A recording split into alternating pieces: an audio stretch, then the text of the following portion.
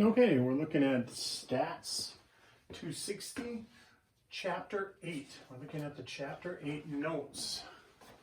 And Chapter 8 is around hypothesis testing.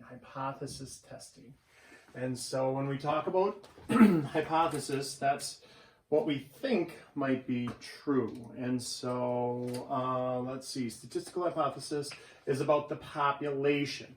So when we're doing a statistical hypothesis, the population, that's, remember, mu. Is anytime we have Greek letters, that's going to be population. All right, so let's see. A null hypothesis is usually, we use H sub 0, and that's read out loud H naught. H naught is the null hypothesis.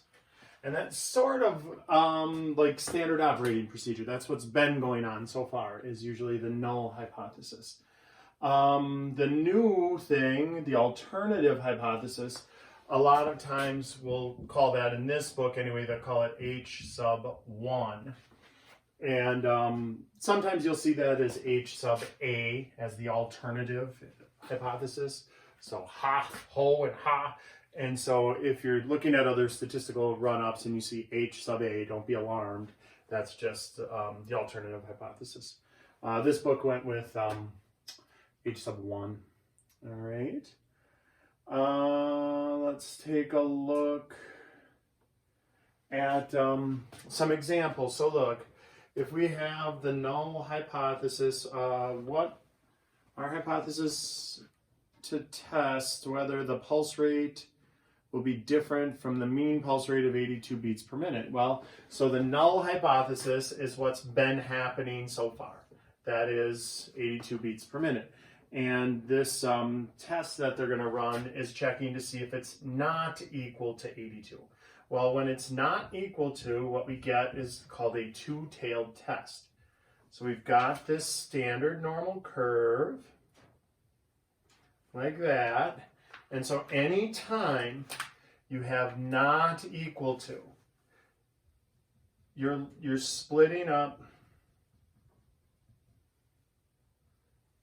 the critical areas into the two tails. And we'll talk about critical areas and what's going on with that on the next page in the coming notes. But a lot of times we'll say, oh, with a 5%, the critical area being 5%. And so then we'll break that into 2.5% there and 2.5% there. So then the cutoff on the top end is 97.5 and the cutoff on the bottom end is 2.5. And so if we end up, our test parameters end up where it ends up in that shaded critical area, we reject the null and make the conclusion that the alternative hypothesis is the new truth. All right. So let's take a look at B. That is different. They set up a one-tailed test. It's a one-tailed test. And in the notes here, I have that as a right-tailed test.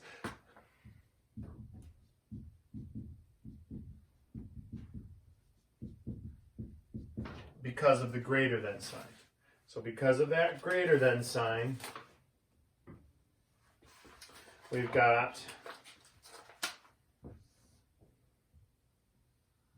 the standard normal curve, but now all of our eggs are on the top end basket. So our critical area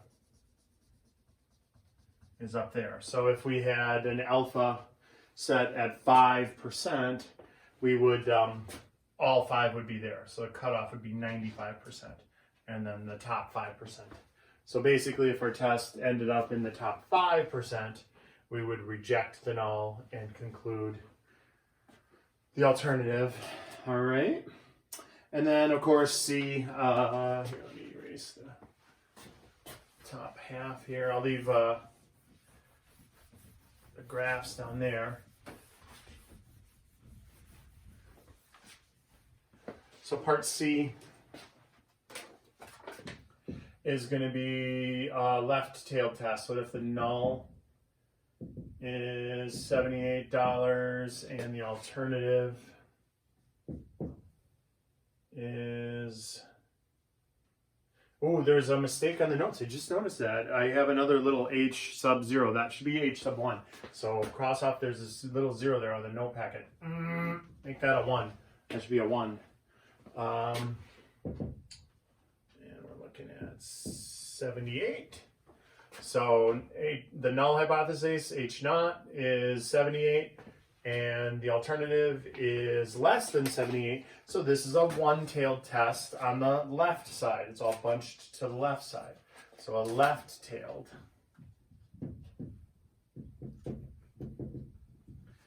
test. And if we draw that pretty picture, that is going to be all down here for our critical area. So these are referred to as critical area. The critical area. All right.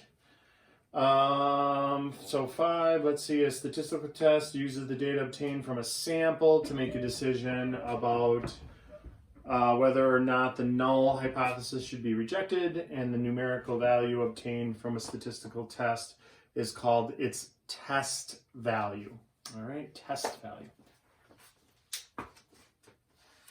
And sometimes we'll call that a p-score, the probability of likelihood, all right, of getting results.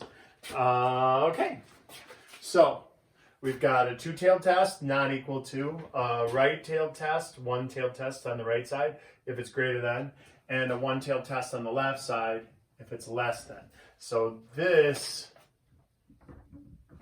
determines always your alternative hypothesis, whether it's not equal to, whether it's greater than, or whether it's less than, determines whether it's a one or two-tailed test.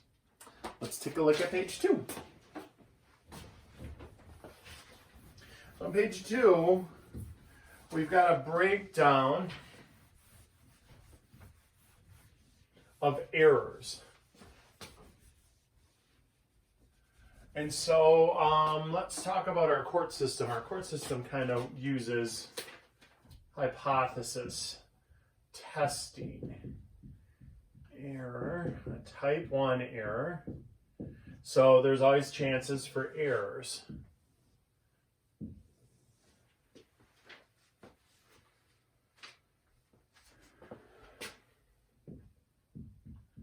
Correct decision.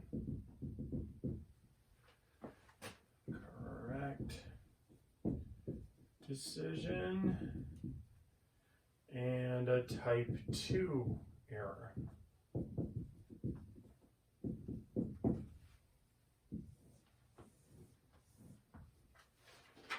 All right.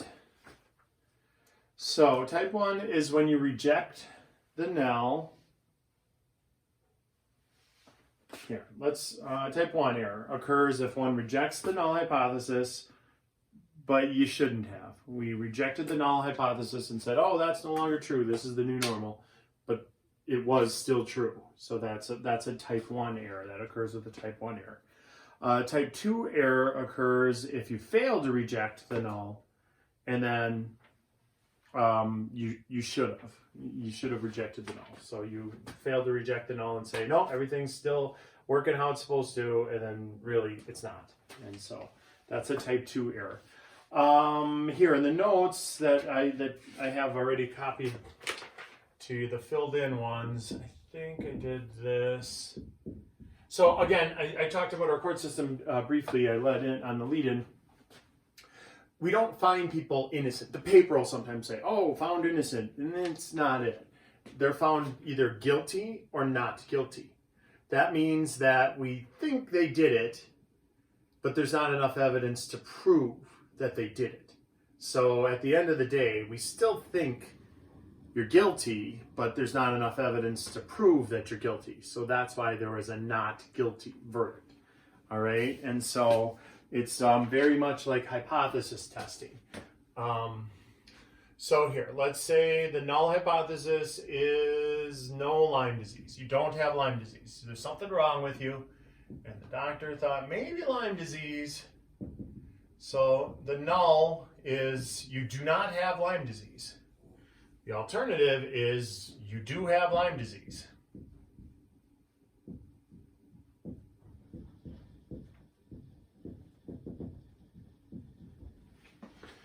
So let's go through here. This is reject the null. Fail to reject the null.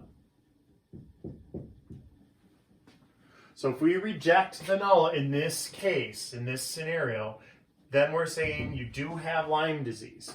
So let's see.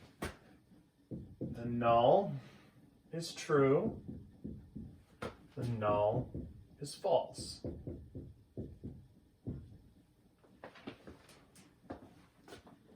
All right. So, if the null is true, but we reject the null, a type 1 error occurs. So that means we tell you, you have Lyme disease.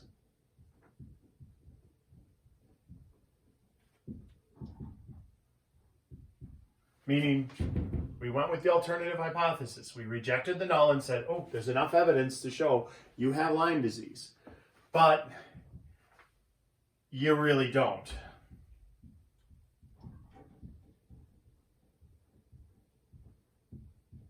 Okay? If we make the correct decision, that would be reject the null, tell you, you do have Lyme disease.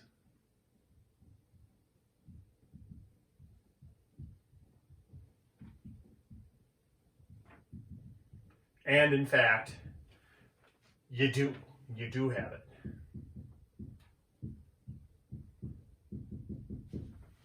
So type 1 error is rejecting the null hypothesis and concluding the alternative hypothesis. So we make this conclusion, but you shouldn't have because it wasn't true. And that's the correct decision. Let's look at a type 2 error. A type 2 error then is I'm telling you, so fail to reject the null is you do not have Lyme disease. So if I fail to reject the null, I'm telling you, you do not have Lyme disease.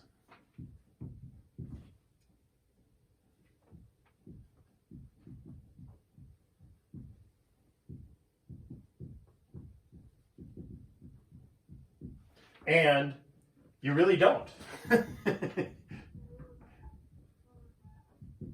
All right, that means that's the correct decision. If I tell you you do not have Lyme disease and you don't have it, we made the correct thing. A type 2 error occurs when I tell you you do not have Lyme disease.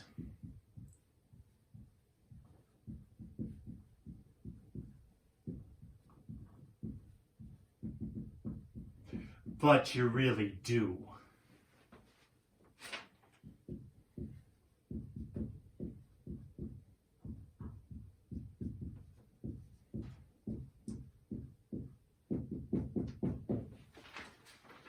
You really do have it, all right? And so that's a type 2 error. A type 2 error occurs when we fail to reject the null. So we make this as our conclusion. This is our conclusion. No Lyme disease, but you really do have it. So we should have made that choice, all right?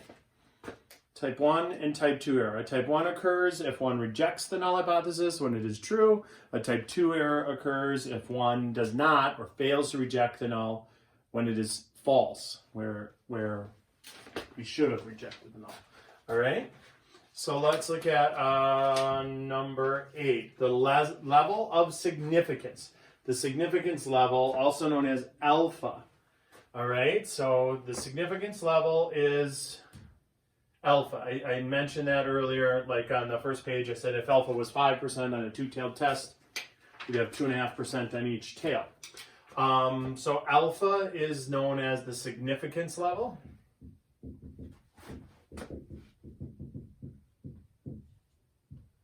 And all these terms will make a lot more sense when we get into 8.2 and we actually start doing examples. All right. So if you want to decrease a possible type 1 error, you just reduce alpha. The probability of a type 1 error occurring is equal to whatever you set your alpha at. So if I'm really worried, type 2 error is the Greek letter beta. We don't really talk about that too much. So I'm not going to write it back on the board. You could read it off. That's fine.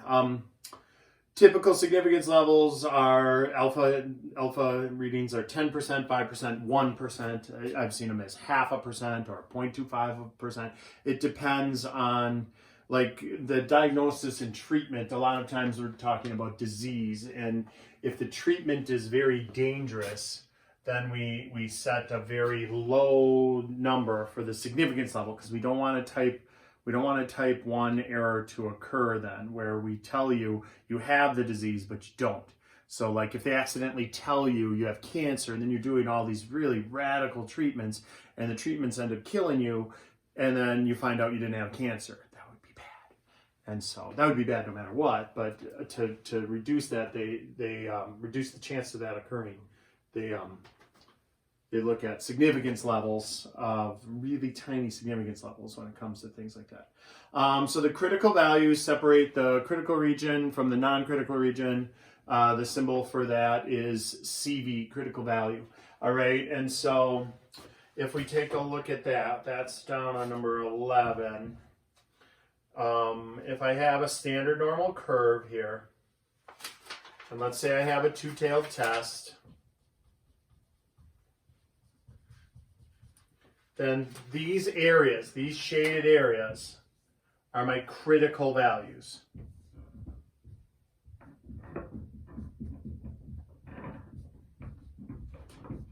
And so your critical values, if it falls into that area, we reject the null. Anytime that I end up with a number inside of the critical areas, I reject the null and conclude the alternative. This is the non-critical area. Everything that isn't the shaded area is non-critical. And if it falls into that area, we fail to reject the null. Just say, nope, everything's just how it was. Fail to reject the null. So non-critical, fail to reject the null. And critical is reject the null.